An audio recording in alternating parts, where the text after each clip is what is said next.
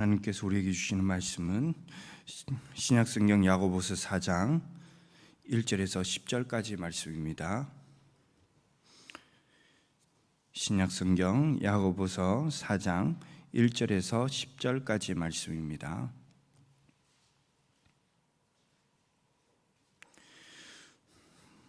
우리 다 같이 읽겠습니다. 너희 중에 싸움이 다툼이 어디서부터 나느냐? 너희 지체 중에서 싸우는 정욕으로부터 나는 것이 아니냐? 너희 욕심을 내어도 얻지 못하여 살인하며 시기하여도 능히 취하지 못함으로 다투고 싸우는도다. 너희가 얻지 못함은 구하지 아니하기 때문이요 구하여도 받지 못함은 정욕으로 쓰려고 잘못 구하기 때문이라. 가늠한 여인들아, 세상과 벗된 것이 하나님과 원수됨을 알지 못하느냐? 그런즉 누구든지 세상과 벗이 되고자 하는 자는 스스로 하나님과 원수되는 것이 아니라 너희는 하나님이 성령이 하시기까지 사모한다 하신 말을 헛된 줄로 생각하느냐? 그러나 더욱 큰 은혜를 주시나니 그러므로 일렀으되 하나님이 교만한 자를 물리치시고 겸손한 자에게 은혜를 주신다 하였느니라. 그런즉 너희는 하나님께 복종할지어다. 마귀를 대적하라. 그리하면 너희를 피하리라. 하나님을 가까이 하라. 그리하면 너희를 가까이 하시리라. 죄인들아, 손을 깨끗이 하라. 두 마음을 품은 자들아, 마음을 성결하게 하라. 슬퍼하며 애통하며 울지어다. 너희 웃음을 애통으로, 너희 즐거움을 근심으로 바꿀지어다. 주 앞에서 낮추라. 그리하면 주께서 너희를 높이시리라. 아멘. 야고보는 제 3장에서 말에 대한 그 권면을 하면서 혀가 가진 그 파괴력이 얼마나 강력한지 말씀하고 있습니다. 특히 앞선 자들에게 언행에 대한 그 책임이 더 무겁다는 것을 말씀하고 있습니다. 무엇보다도 주의 복음을 전하는 사람들은 더욱더 조심해야 됨을 말씀합니다. 그 다음 혀가 가진 파괴력을 항상 인식하면서 경계를 해야 함을 말씀합니다. 그래서 야고보는 혀를 제 마부가 말 입에 재갈 물려 말의 온몸을 제어하고 또 사공은 배의 그 작은 키를 움직여서 원하는 방향으로 배를 운행하는 것과 같음을 그렇게 비유로 말씀하고 있습니다. 그래서 우리의 모든 것을 다스리기 위해서는 위로부터 난 그 지혜로 삶을 다스려야 함을 말씀합니다. 그리고 오늘 말씀은 제 싸움과 그 다툼이 어디에서 나는지에 대해서 말씀합니다. 싸움과 다툼이 어디에서 나오는 것입니까? 바로 정욕에서 나오는 것을 말씀합니다. 또 우리가 구해도 받지 못하는 것은 정욕으로 쓰기 위해 잘못 구하기 때문이라고 지적합니다.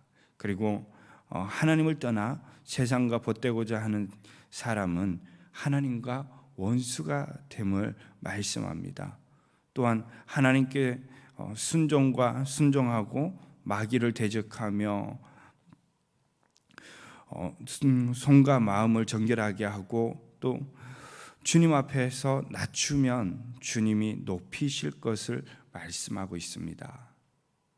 오늘 야고보는 제 공동체 안에서 일어나는 그 싸움과 다툼에 대해서 먼저 말씀하고 있는데요. 여기서 야고보가 다루는 것은 건강한 논쟁을 말하는 것이 아닙니다. 건강한 논쟁이라며 또 지혜롭게 헤쳐나갈 수 있을 것입니다. 그러나 오늘 말씀은 건강한 논쟁이 아니라 이들의 미성숙함과 그 욕심으로 비롯된 그 분쟁을 말하고 있습니다. 여러분들 이소부아라는 이야기가 있습니다. 이소부아에 나오는 이야기 중에서 네 마리의 그 황소에 대한 이야기가 있는데요. 어느 들판에 이제 네 마리의 황소가 한가롭게 뛰어놀고 있었다고 합니다. 이 황소들은 풀을 뜯을 때나 잠을 잘 때에도 늘 함께 할 정도로 이제 친했다고 합니다.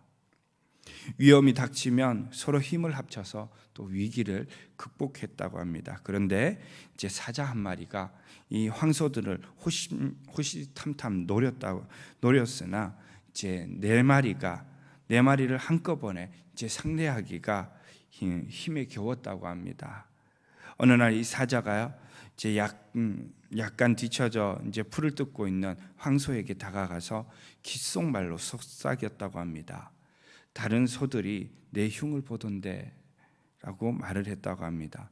또 사자는 다른 소들에게도 차례대로 이제 거짓말을 했다고 합니다. 그때부터 이 네 마리의 황소는 서로를 이제 불신하기 시작했습니다. 이제 황소들은 서로 자신을 왕따시킨다고 그렇게 생각했던 것입니다. 결국 이 황소들은 뿔뿔이 흩어졌고 사자는 이제 황소를 이제 공격해 네 번의 멋진 식사를 할 수 있었다고 합니다. 처럼 싸움과 다툼은 이제 공동체를 한 번에 무너뜨립니다. 그래서 이 야고보는 싸움과 다툼을 경계할 것을 말하고 그리고 그리스도 앞에서 겸손을 배울 것을 말씀합니다. 먼저 야고보는 이 싸움의 근원이 이제 정욕에 있음을 말씀하고 있는데요. 본문 1절에서 4절까지의 말씀입니다. 우리 함께 보도록 하겠습니다. 너희 중에 싸움이 어디로부터 다툼이 어디로부터 나느냐? 너희 지체 중에서 싸우는 정욕으로부터 나는 것이 아니냐? 너희는 욕심을 내어도 얻지 못하여 살인하며 시기하여도 능히 취하지 못함으로 다투고 싸우는도다. 너희가 얻지 못함은 구하지 아니하기 때문이요 구하여도 받지 못함은 정욕으로 쓰려고 잘못 구하기 때문이라. 가늠한 여인들아, 세상과 보탠 것이 하나님과 원수됨을 알지 못하느냐? 그런즉 누구든지 세상과 벗이 되고자 하는 자는 스스로 하나님과 원수되는 것이니라. 아멘. 야고보는 싸움과 다툼이 우리 안에서 이제 전투를 벌이고 있는 그 정욕 때문에 생겨난다고 말합니다. 무언가를 얻고 싶어 제 욕심을 내보지만 얻지 못할 때 우리 안에서 그 정욕이 전투를 벌입니다. 결국 그 욕심을 제어하지 못하게 되면 이로 인해 살인을 하게 됨을 말합니다. 이 살인이라는 단어는 이제 여러 가지 두 가지 견해가 있습니다. 첫 번째로는 문자 그대로 이제 살해라는 것과 두 번째 견해는 미워하다로 보는 견해로 봅니다. 본문에서는 두 번째 견해로 보는 경우가 많이 있는데, 그런데 이 당시에 유대인들 중에 이제 열심당원들이 있습니다. 이들의 말을 이제 이들의 뜻과 일치하지 않고 이들의 말을 듣지 않는다면 이들은 사람들을 죽이기까지도 했었습니다. 우리가 어떤 견해로 보든 간에 제 모든 육신의 정욕, 즉 욕심은 공동체에 아무런 도움을 주지 못한다는 것을 우리는 기억해야 합니다. 이런 사람들은 아무리 하나님께 구한다 할지라도 정욕을 위해 쓰려고 하기 때문에 아무것도 얻지 못합니다. 왜냐하면 우리 하나님은 해가 될 만한 것을 사랑하는 자녀에게 주시지 않는 것이 그 사랑의 표현 방식이기 때문입니다. 하지만 그 욕망 때문에 좌절을 경험한 사람은 그 사랑을 생각하지 않습니다. 이런 사람은 오히려 자신의 그 정욕을 더 크게 키우며 시기와 저주의 마음을 놓지 않고 하나님에게서 멀어지는 경우를 보게 됩니다. 그러나 하나님을 가까이 하는 사람은 마음에 있는 그 욕심을 경계합니다. 이들은 욕심을 따라 행동하면 다른 사람과 분쟁이 일어난다는 것을 잘 알고 있기 때문입니다. 예나 지금이나 다른 사람보다 높아지고자 하거나 또 더 많이 가지려는 그 욕심 때문에 공동체에서 다툼이 일어납니다. 간혹 이 다툼을 해결하지 못하고 서로 갈라서는 경우도 있습니다. 또 욕심 때문에 공동체에 해를 끼칠 뿐만 아니라 개인의 그 신앙생활에도 커다란 상처를 입게 됩니다. 그리고 이 욕심에 사로잡힌 기도는 이기적인 욕심을 채우는데 집중되어 있습니다. 그러므로 이런 기도는 하나님께서 응답하시지 않습니다. 응답을 경험하지 못한 사람은 결국 어떻게 될까요? 그 신앙이 신앙이 약해지게 되고요.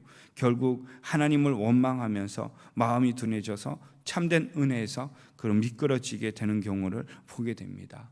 이처럼 욕심이 굉장히 무섭다라는 것입니다. 이렇게 욕심 때문에 좌절한 사람들을 하나님께서 여러분들 어떻게 하실까요? 그냥 내버려 두실까요? 야고보는 좌절된 그 욕망에 대한 욕망에 대한 그 처방전을 오늘 말씀하고 있습니다. 본문 5절과 6절 말씀입니다. 하나님께서 어떻게 하시는지 우리 함께 나누겠습니다. 같이 읽겠습니다. 너희는 하나님이 우리 속에 거하게 하신 성령이 시기하기까지 사모한다 하신 말씀을 헛된 줄로 생각하느냐? 그러나 더욱 큰 은혜를 주시나니 그러므로 일러스되 하나님이 교만한 자를 물리치시고 겸손한 자에게 은혜를 주신다 하였느니라. 아멘. 하나님은 욕망 때문에 멀어진 그 자녀를 결코 포기하지 않으십니다. 요한복음 13장 1절 말씀을 보시면 이렇게 말씀하는데요. 6월절 전에 예수께서 자기가 세상을 떠나 아버지께로 돌아가실 때가 이른 줄 아시고 세상에 있는 자기 사람들을 사랑하시되 어떻게 한다고 말합니까? 끝까지 사랑하시니라고 말씀합니다. 주님은요, 제자들이 다 떠날 줄 알고 계셨음에도 절대 포기하지 않으시고 끝까지 사랑하시는 것을 볼 수 있습니다. 이처럼 하나님은 욕망 때문에 멀어진 그 자녀를 포기하지 않으신다는 것입니다. 여러분들 다윗도 정욕이라는 그 욕심이 있었습니다. 그 정욕이라는 그 욕심 때문에 무너졌지 않습니까? 결국 우리아를 죽이고 그의 아내를 취하게 됩니다. 이런 다윗을 하나님이 포기하셨습니까? 아닙니다. 다시 회개하고 돌아올 수 있도록 하나님께서 선지자를 통해 그를 다시 회개하고 돌아올 수 있도록 해주셨지 않습니까? 하나님은 다윗을 포기하지 않으시고 끝까지 붙드시는 것을 볼 수 있습니다. 그렇다고 해서 욕심을 계속 부리라는 것이 아닙니다. 우리 하나님은 질투의 하나님이십니다. 우리를 너무나 사랑하시는 나머지 우리가 하나님보다 다른 것을 더 사랑하는 것을 두고만 보고 계시지 않으십니다. 하나님은 오히려 이렇게 멀어진 자녀를 향해 더 큰 은혜를 베풀어 주신다고 말합니다. 그러나 6절 말씀입니다. 그러나 더욱 큰 은혜를 주시나니 그러므로 일러스되 하나님이 교만한 자를 물리치시고 겸손한 자에게 은혜를 주신다고 하였느니라고 말씀합니다. 하나님은 우리의 그 욕망과 탐욕을 완전히 다 덮을 뿐만 아니라 우리의 영혼이 참된 만족을 누릴 만큼 큰 은혜를 부어주신다고 말씀합니다. 물론 우리 안에서 역사하는 그 욕망과 세상 것에 대한 그 탐욕을 내려놓는다는 것은 결코 쉬운 일이 아닙니다. 하지만 하나님의 그 은혜를 사모하는 사람은 욕망의 그 뿌리가 뽑히는 고통을 감수해야 합니다. 우리 안에 그 욕망과 탐욕을 완전히 뽑아낼 때 비로소 하나님의 은혜가 부어집니다. 이것을 짧게 말한다면 회개입니다. 진정한 회개 위에 은혜가 부어진다는 것이죠. 하나님이 주시는 은혜는요, 세상이 줄 수 없는 참된 만족과 기쁨을 가져다 줍니다. 그러므로 우리는 욕망과 그 탐욕 같은 것을 내려놓고 우리 심령에 그 하나님의 은혜가 채워지길 간구해야 한다는 것입니다. 하나님의 은혜로 큰 만족을 누리는 사람은 다른 사람을 시기하거나 저주하지 않습니다. 왜냐하면 그런 사람에게는 주님을 닮은 온유와 겸손과 자비의 모습이 나타나기 때문입니다. 그래서 야고보는 본문 7절에서 10절에 겸손하고 온유한 삶을 실행하는 방법을 말씀하고 있습니다. 본문 7절과 10절 말씀입니다. 같이 보겠습니다. 예수께서 대답하여 이르시되 내가 하는 것을 내가 지금 알지 못하나 이후에는 알리라. 베드로가 이르되 내 발을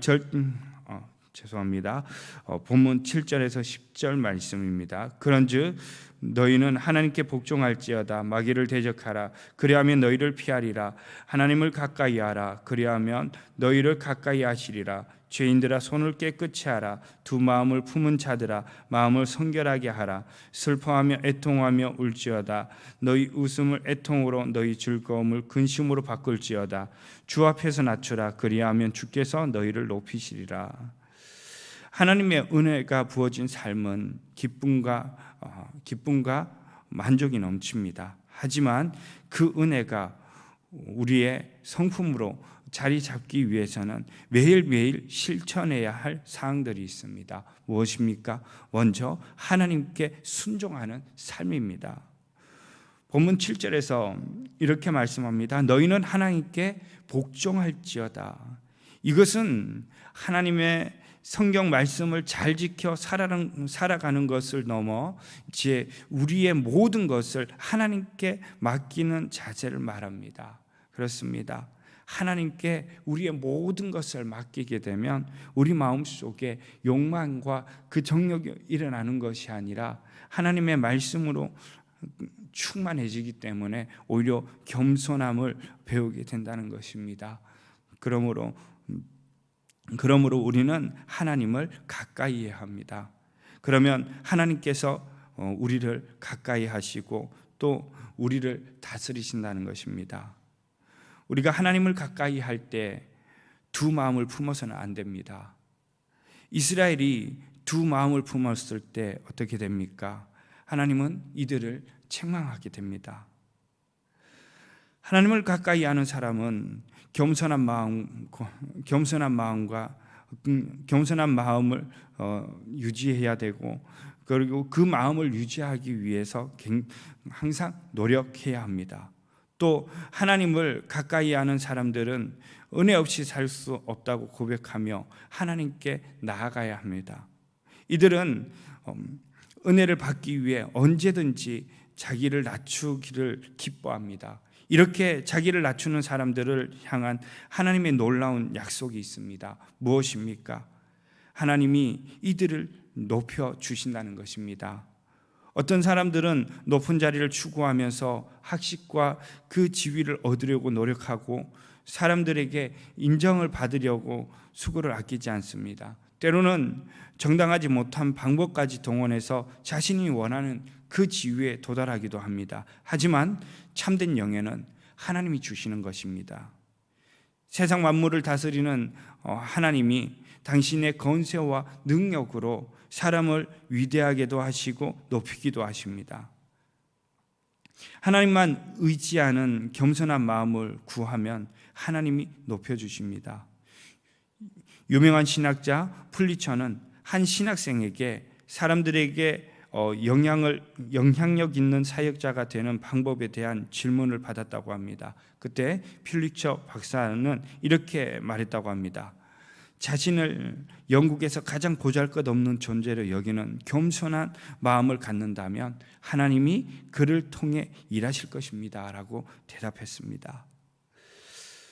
제 말씀을 마치겠습니다. 여러분들, 공동체가 깨어지는 이유가 무엇입니까? 욕망과 그 욕심으로 인해 무너지는 것입니다. 사단은 이것을 이용하여 공동체를 파괴하려고 합니다. 가정이 깨어지는 이유도 무엇입니까? 욕심과 욕망과 그 정욕 때문에 무너지는 것 아니겠습니까? 이 욕심은 여러모로 우리의 공동체를 많은 해를 끼칩니다. 그래서 성경은 말을 합니다. 마귀를 대적하라. 그리하면 너희를 마귀를 대적하라. 그러면 너희를 피하리라고 말합니다. 그렇습니다. 마귀는요, 이 욕심을 틈타서 우리들을 이용합니다. 그래서 우리 공동체를 무너뜨리려고 합니다. 그러므로 우리는 이 마귀를 대적하기 위해서는 우리 욕심을 제어하고 오직 하나님을 붙들어야 된다는 것입니다. 하나님을 의지하며 살아가야 한다는 것입니다. 하나님의 자녀들의 가장 큰 영광은 하나님을 가까이 하는 것입니다. 하나님은 거룩하신 분이시기에 하나님을 가까이 하는 우리는 성결함과 겸손으로 채워야 합니다. 성결함과 겸손은 우리가 평생 닮아가야 할 주님의 마음입니다. 우리가 날마다 주님과 친밀한 교제를 나누며 주님을 닮아간다면 하나님이 우리와 함께 하시고 우리와 동행해 주실 줄로 믿습니다. 또한 우리가 하나님과 늘 교제하며 하나님 말씀대로 순종하며 살아간다면 우리 공동체는 아마 하나님의 은혜와 축복이 흘러넘치게 될 것입니다. 그러므로 우리가 날마다 기도하며 나아갈 때에 하나님, 우리의 욕심이 우리 가운데서 부릴 듯 일어나지 않게 허락해 달라고, 붙들어 달라고 기도해 주시고, 우리의 욕심이 일어나는 것이 아니라 하나님이 주시는 겸손과 그 겸손한 마음을 허락해 달라고, 그 겸손한 마음으로 우리 공동체를 섬기고 우리 가정을 섬기고 우리 이웃을 섬길 수 있게 허락해 달라고 기도하시기를 바랍니다. 그리고 우리가 날마다 주님 앞에서 낮추며 그렇게 겸손한 마음으로 살아갈 수 있게 허락해 달라고 기도하시기를 바랍니다. 그러면 하나님께서 우리를 높이시고 우리 공동체 가운데 하나님의 은혜가 우리 가정에, 또 우리 직장 가운데, 우리 사업터 가운데 하나님의 은혜가 흘러넘치게 허락해 주실 줄로 믿습니다. 우리 기도하겠습니다. 하나님 아버지, 은혜를 고맙고 감사합니다.